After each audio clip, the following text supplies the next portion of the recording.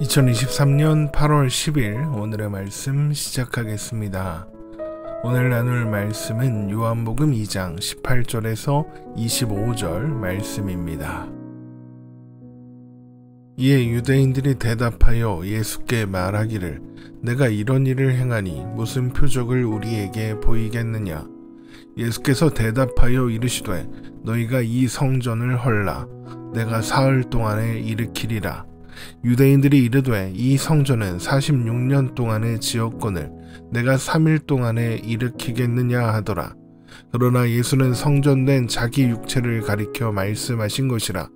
죽은 자 가운데서 살아나신 후에야 제자들이 이 말씀하신 것을 기억하고 성경과 예수께서 하신 말씀을 믿었더라.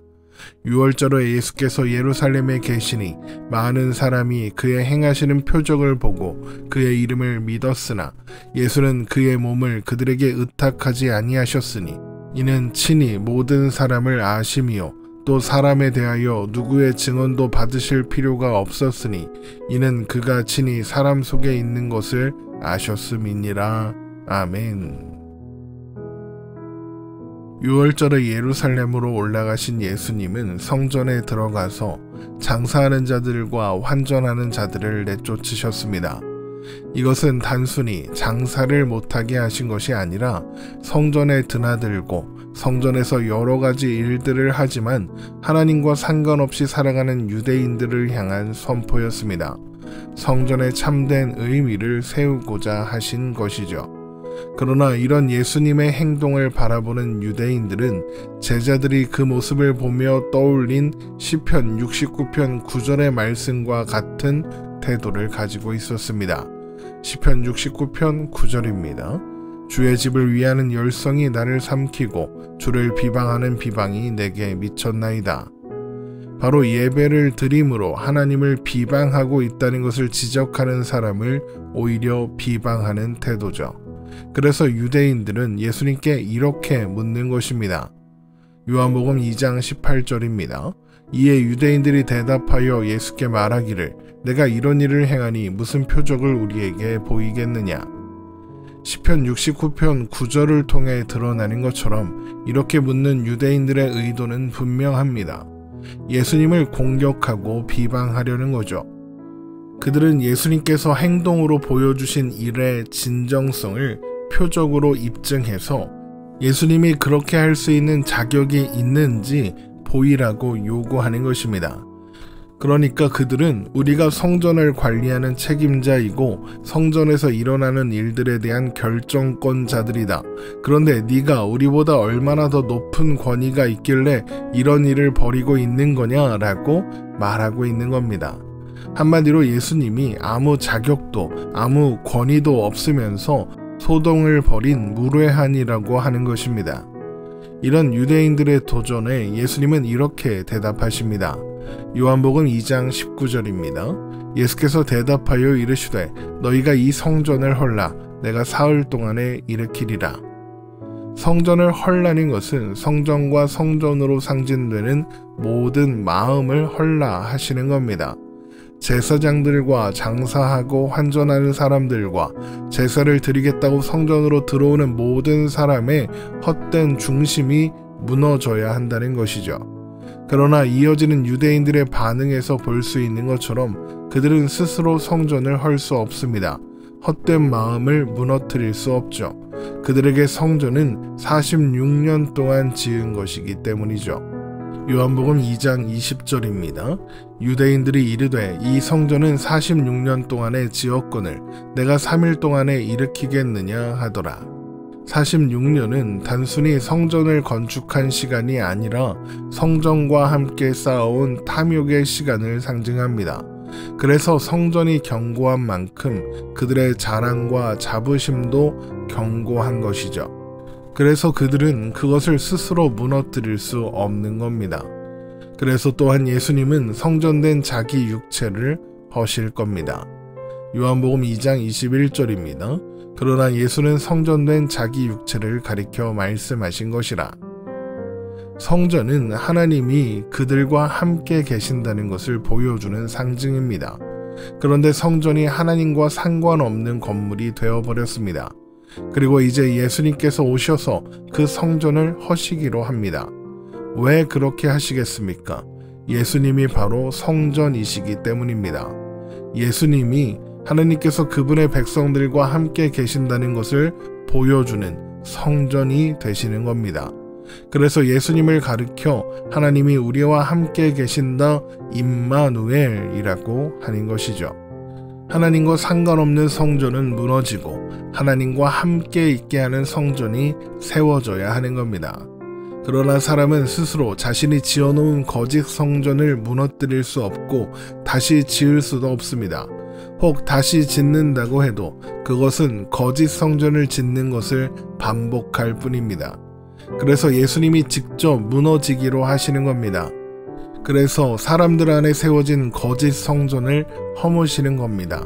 십자가에 죽으셔서 모든 사람들의 죄를 없이 하시는 거죠. 그런데 그것이 끝이 아닙니다. 예수님은 십자가에 죽으시는 것으로 끝내지 않으셨습니다.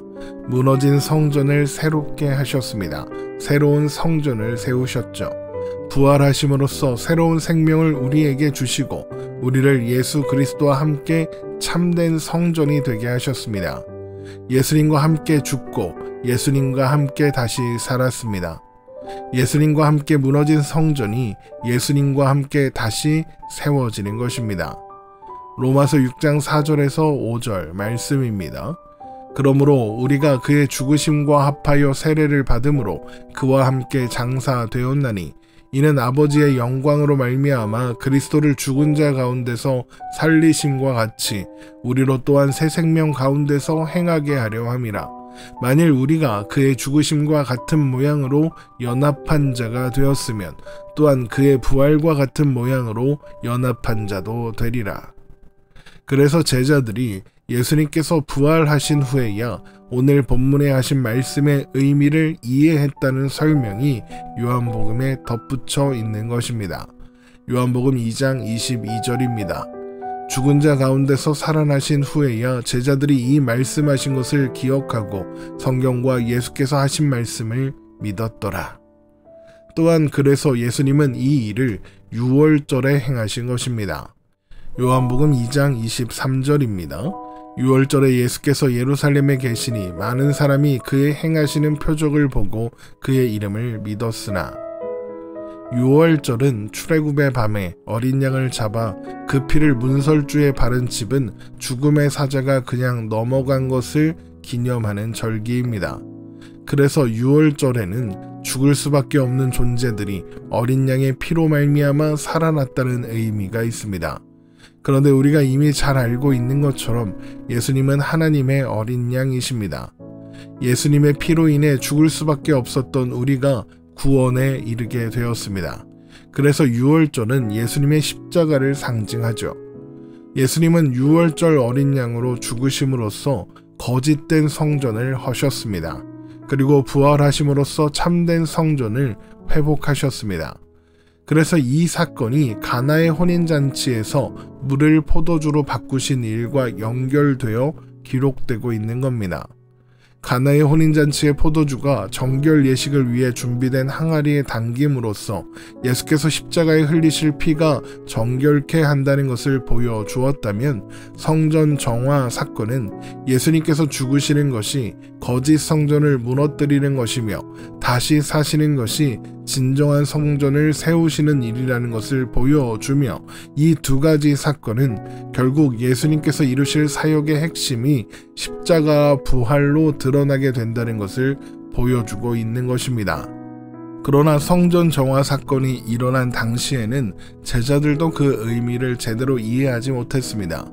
그저 예수님께서 행하시는 표적을 보고 많은 사람이 예수께로 나와왔을 뿐이죠. 요한복음 2장 23절입니다. 유월절에 예수께서 예루살렘에 계시니 많은 사람이 그의 행하시는 표적을 보고 그의 이름을 믿었으나 많은 사람이 예수님께서 행하시는 표적을 보았다고 합니다. 아마도 예수님은 성전에서 성전 정화 사건을 일으키신 후에 병든 자를 고치시거나 귀신을 쫓아내시는 일 같은 것을 행하셨고 그것을 보고 예수님을 믿는 자들이 많아졌을 겁니다. 그러나 그들은 표적을 보고 믿었을 뿐 예수님께서 이루셔야 하는 일을 제대로 이해하고 있지는 않았을 겁니다. 제자들도 그랬으니까요. 그래서 주님께서 그들 중 누구에게도 의탁하지 않으셨다고 하면서 이는 친히 모든 사람을 아시기 때문이다 라고 하는 것입니다. 요한복음 2장 24절입니다. 예수는 그의 몸을 그들에게 의탁하지 아니하셨으니 이는 친히 모든 사람을 아심이요. 예수님은 그들이 모르는 것을 아시는 겁니다. 많은 사람이 예수님께 관심이 있지만 예수님은 그들의 관심이 참된 유월절, 참된 성전, 참된 희생의 어린 양에 있지 않다는 것을 아시는 겁니다. 많은 사람이 참으로 예수님을 믿지 않으면서 예수님을 믿는 거죠. 하나님께 이것이 여호와의 성전이라 하는 거짓말을 믿지 말라는 말을 들었던 그 사람들처럼 예수님을 믿지 않으면서 예수님을 믿는다고 하는 겁니다. 이것은 그들이 성전에 투영했던 자신들의 탐욕을 예수님께 투영하기 시작했다는 의미입니다. 그리고 예수님은 그런 사람들의 마음을 아셨습니다. 예수님은 그런 사람들의 마음, 인간의 본성에 대해서 다른 누구의 증언을 받으실 필요가 없는 친히 사람 속에 있는 것을 아시는 창조주 하나님이시기 때문입니다. 요한복음 2장 25절입니다. 또 사람에 대하여 누구의 증언도 받으실 필요가 없었으니 이는 그가 친히 사람의 속에 있는 것을 아셨음이라. 사람은 예수님을 모르지만 예수님은 그들을 아십니다. 빛으로 오신 예수님은 어둠 속에 있는 인간들을 아십니다. 그래서 예수님은 사람에게 의탁하지 않으십니다.